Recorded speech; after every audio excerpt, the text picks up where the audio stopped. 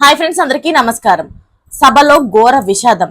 400 మందికి పరిస్థితి విషమం. అసలు ఏం జరిగింది, ఆ సభలో ఏం జరిగిందన్న పూర్తి వివరాలు తెలుసుకునే ముందు వీడియోని అయితే పూర్తిగా చూసి సబ్స్క్రైబ్ చేసుకోవడం అయితే మర్చిపోకండి.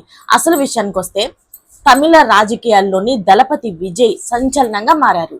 గురువారం తమిళనాడులోని మదురైలోని తవేకా పార్టీ రెండవ వార్షికోత్సవ సభలోని విజయవంతం అయ్యాయి. అయితే విజయవంతమైతే అయ్యాయి కానీ పార్టీ రెండవ వార్షికోత్సవ సందర్భంగా నిర్వహించిన మానాడులోని 4 లక్షలకు పైగా జనాలు వస్తారని చెప్పి అంచనా అయితే వేసుకున్నారు. కాకపోతే ఉదయం నుంచి ఎండ వేడి విపరీతంగా ఉండడంతో అది కూడా ఉక్కపోత పోసేసి వాళ్ళకి ఏం చేయాలో తెలియక మంచినీళ్ళ సదుపాయం కూడా దగ్గరలో లేదు, అందుబాటులో నీళ్లు కూడా లేవు.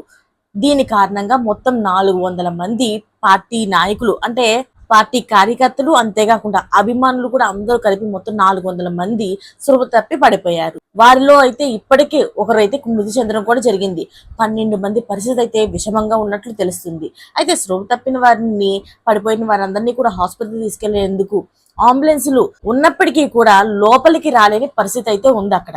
సో దాంతో పార్టీ కార్యకర్తలే వారిని భుజాలపైన వేసుకొని స్థానిక ఆసుపత్రులకి అయితే తరలించారు. అయితే సభ ఏర్పాట్లు జరుగుతున్నప్పుడు కూడా ఒక అతను చనిపోవడం జరిగింది. ఇప్పుడు ఇంకొక అతను చనిపోవడం జరిగింది. అది కాకుండా 12 మంది పరిస్థితి అయితే విషమంగా ఉంది.